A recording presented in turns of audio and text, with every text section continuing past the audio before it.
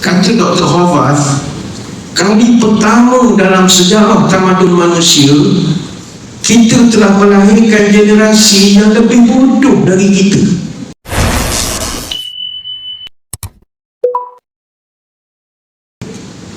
Hadirin-hadirat sekalian, sebab itulah Sayyidina Umar Al-Khattab radhiyallahu anhu memandang bahawa hijrah ni memang pasapornya tinggi.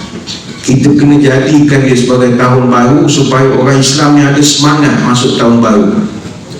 Kalau kita meninjau dalam konteks hijrah Rasulullah SAW, sebenarnya itu yang Nabi nak buat. Pertama, hijrah ni Nabi nak pindahkan sahabat dari suasana yang menghalang pembangunan insan kepada suasana yang memungkinkan pembinaan tamadun.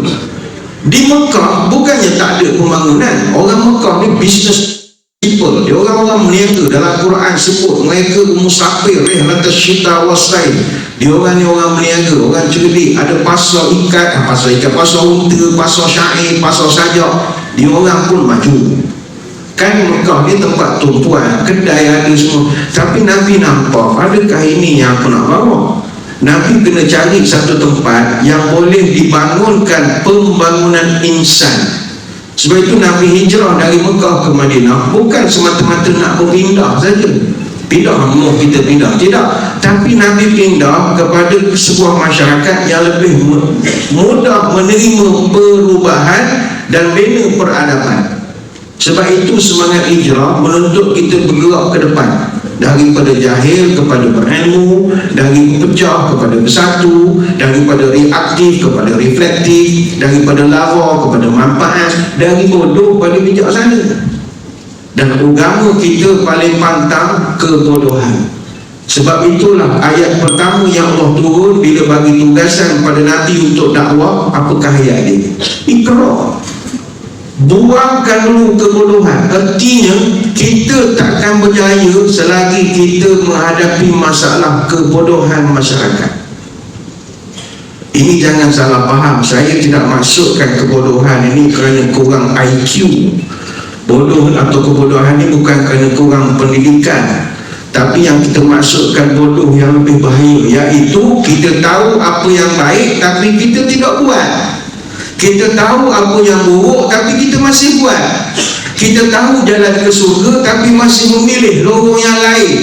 Kita tahu masa itu emas tapi kita bunuh masa kita dengan memberi perkara yang tak ada nilai dunia dan akhirat. Itu kebodohan. Dan ini yang Nabi ubah. Nilai. Bercerita tentang kebodohan, ada satu buku ni elok kalau dapat dibaca buat program bedah buku. Kita sekarang nak membaca malah upah seorang kau tolong baca, ulaskan. Dia panggil bedah buku.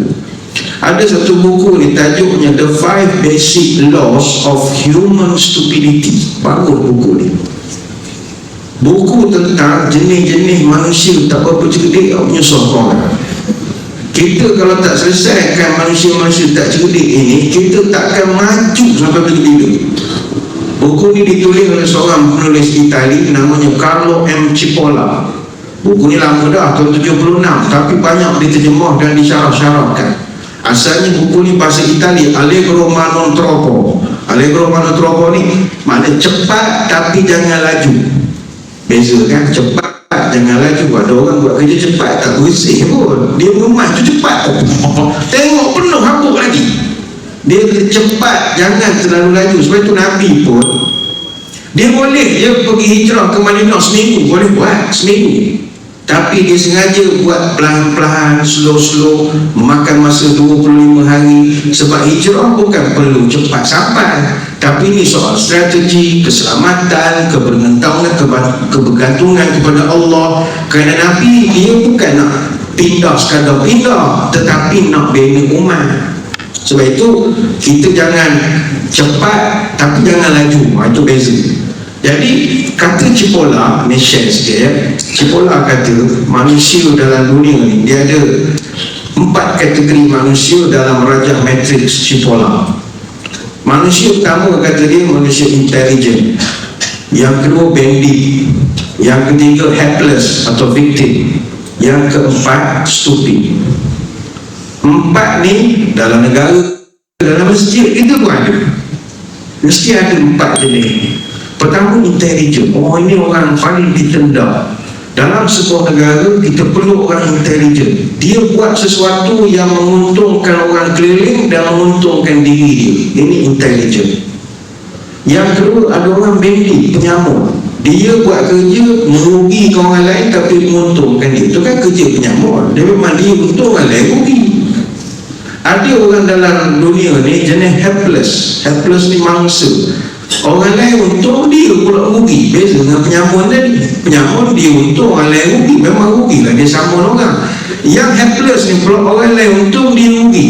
Kenapa? Terlalu baik sampai dipijak orang. Baik tapi tu Allah tolong menanggung biawak hidup. Kerja orang awak buat, akhirnya tugasnya sendiri tidak disiapkan, prestasi sendiri merosot, orang lain untung, dia sendiri rugi, tak naik pangkat sama sudah.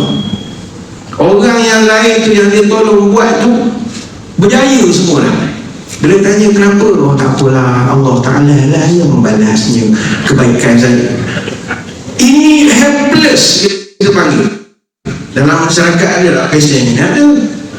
Ataupun dia meniaga. Dia meniaga jual dengan harga terlampau murah. Memang bagus, tapi pelanggan untung, dia rugilah. Meniaga ni adalah profit margin, sikit pula modal aku jadilah. Ini tak apalah, Allah Ta'ala membalas kebaikan saya mudah-mudahan. Ataupun dia jadi mangsa penipuan, manipulasi, scammer, berikan duit pada scammer sebab terlampau percaya. Mana scammer untuk dia rugi.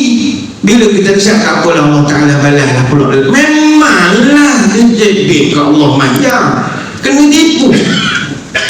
Helpless. Sebab itu kata Cipolla, orang helpless dia tidak bodoh, dia orang baik, dia helpless. Tapi apa yang menarik kata Cipolla, helpless ni lebih baik daripada stupid. Orang stupid, dia orang helpless ni, dia walaupun dia rugi tapi masih memberi manfaat kepada orang. Kan Nabi sebut orang yang paling disayangi oleh Allah, anfa'uhum linnas, orang yang beri manfaat. Orang yang stupid lagi bahaya. Stupid ni orang lain rugi dan diri dia pun rugi. Ramai tak dalam masyarakat kita pesen begini? Ramai nyusah orang. Yang nyusah orang, dia pun susah juga. Akhir bawa motor jom gila contoh, pun accident, habis jalan rosak apa semua, dia pun meninggal kadang-kadang. Tapi budak-budak kalau bawa motor laju depan ni accident, tak apa tuan-tuan, dia mati di jalan yang lurus ya. Dia mati di jalan yang lurus. Kita doakan yang baik-baik. Itu bodoh. Menyusahkan diri awak, menyusah orang lain. Yang awak langgar tu jadi susah, orang tak salah jadi mangsa kerana kebodohan dia. Dia mengantuk, nak juga bawa kereta pergi ke Kuala Lumpur, satu bas misalnya, accident 40 orang meninggal kerana kebodohan dia. Ini contoh. Sebab itu tuan-tuan, kebodohan bukan benda kecil. Don't play. Rosak negara kalau ramai orang bodoh, ramai rosak negara. Dan yang kita khawatir sekarang ini, kita sedang melihat ini berlaku. Ini kita agak khawatir sedikit. Tuan-tuan sekalian, ini orang muda jangan marah ya. Malah ni kita nasihat, bukan marah ni. Ada satu dapatan yang dibentangkan oleh Dr. Jared Cooney Horvath. Dia ni seorang pakar dalam bidang cognitive neuroscience. Dia kaji cara pengajaran, PMP metodologi bidang dia lah. Dia baru bentangkan pada 15 Januari 2026 tahun ni. Dia bentangkan di hadapan US Senate Commerce Committee. Dia bentangkan di hadapan Senate Amerika, semua senator. Dia bentangkan satu paper. Ini kita kena ambil perhatian. Plug in, tune out, examining the impact of technology on America's youth. Dia buat satu kajian tentang kesan teknologi, screen time, main telefon, main game, mobile legend, macam-macam di kalangan orang muda. Dia buat kajian dan dia kata plug in tune out, semakin tersambung semakin terputus. Tinggi pasal dia, makin tersambung rupanya makin terputus. Apakah dapatan dalam pembentangan ini? Begitu menarik. Ini bukanlah kritik anak muda, tidak, ambil perhatian. Kata Dr. Horvath, kali pertama dalam sejarah tamadun manusia kita telah melahirkan generasi yang lebih bodoh dari kita. Kali pertama. Dia kata generasi ni kalau ikut Flynn effect, ada satu kajian Flynn effect ni, generasi, setiap generasi dia akan melahirkan generasi yang lebih pandai dari dia. Itu Flynn effect. Maknanya setiap generasi cenderung dapat skor IQ lebih tinggi daripada generasi sebelum kita. Maknanya peningkatannya 3 mata IQ setiap satu dekad, ataupun 30 mata IQ setiap satu abad. Kita akan lebih cerdik daripada ayah kita. Ayah kita lebih cerdik pada toki kita, atuk kita. Atuk kita lebih cerdik pada moyang kita, dan begitu seterusnya. Dan ini biasa. Tetapi buat kali pertama, kata Dr. Horvath, berlaku reverse Flynn effect. Berlaku penurunan kadar IQ yang lebih rendah. Dan kata dia, yang ini yang agak menggusarkan kita, Gen Z. Dia nak main dalam masjid ni, Gen Z. Gen Z adalah generasi pertama dalam sejarah moden yang menunjukkan prestasi lebih rendah dari generasi sebelum mereka pada hampir semua ukuran kognitif yang kita buat. Maknanya dari segi tumpuan perhatian, dari segi memory, dari segi literasi, kemahiran membaca dan memahami, dari segi numerasi, kemahiran matematik, dari segi fungsi eksekutif, keupayaan dia merancang, buat keputusan, mengawal diri. Gen Z underperform pada hampir semua ukuran kognitif. Ini kajian di Amerika, bukan tempat kita. Itu juga semua kita ni. Ini di Amerika. Gen Z. Siapa Gen Z? Gen Z ni generasi yang lahir antara tahun 1997 sampai 2012. Maknanya tahun 2026 tahun ni, yang lahir tahun 97 sekarang 29 tahun. Ramai adalah ni. Bukan sini cerita mereka, cerita mereka sinar-sinar. Yang lahir tahun 2000 sekarang umurnya 26. Yang lahir tahun 2005 sekarang umur 21. Yang lahir tahun 2010 sekarang umur 16. Yang lahir tahun 2012 sekarang umur 14. Kenapa mereka underperform pada hampir semua ukuran kognitif? Kata Dr. Horvath, masalah terbesar manusia sekarang adalah brain rot. Otak dah meleput. Otak manusia sekarang dah makin meleput. Tuan-tuan tak percaya, Gen Z kalau temu duga nanti nak minta kerja SPA ke buat temu duga, jangan tanya benda pelik-pelik, tanya sipir je. Tak ada jawab. Sebab dia orang dah jarang guna otak. Kehidupan mereka ChatGPT kan, semua nak di Google, semua nak nanti saya cek dulu, semua benda nak cek. Tanya waktu semayang pun nak cek internet. Dia orang jarang nak guna otak. Brain rot, otak dia jadi meleput. Kita zaman kita, generasi X apa semua ni, kita zaman sekolah, buku latihan, buku sekolah ada sipir, kena hafal. Kadang kena tanya soalan sport dalam kelas, tanya sipir, tak dapat kena berajar dengan cikgu, hafal sipir. Sekarang tak perlu dah. Bagus teknologi pendidikan, kesannya brain rot. Bukan salah adik-adik lah, salah kami yang mendidik ini.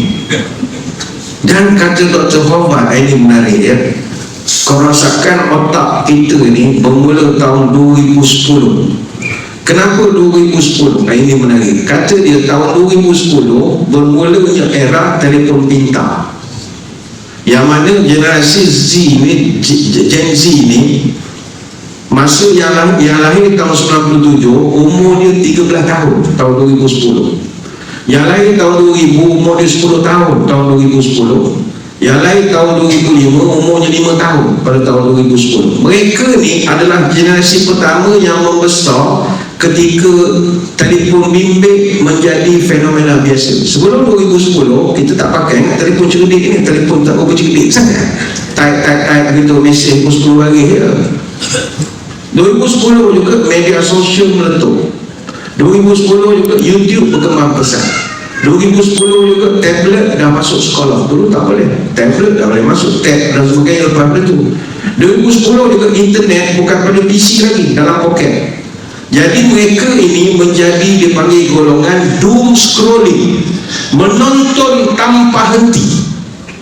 Gen Z adalah harga yang kita bayar kerana terlalu menedahkan mereka kepada teknologi melampau.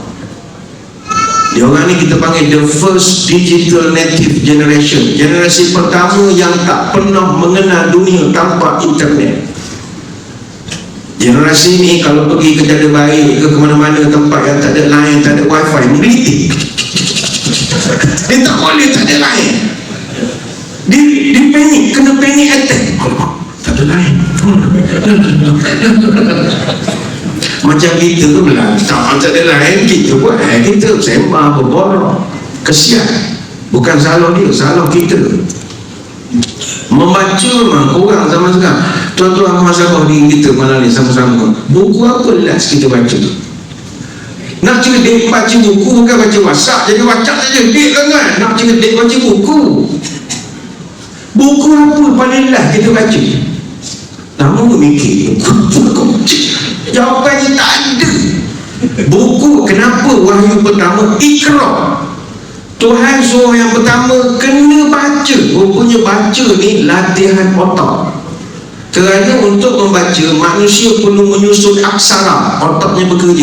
Menyusun A sampai Z, kahwin jadi perkataan.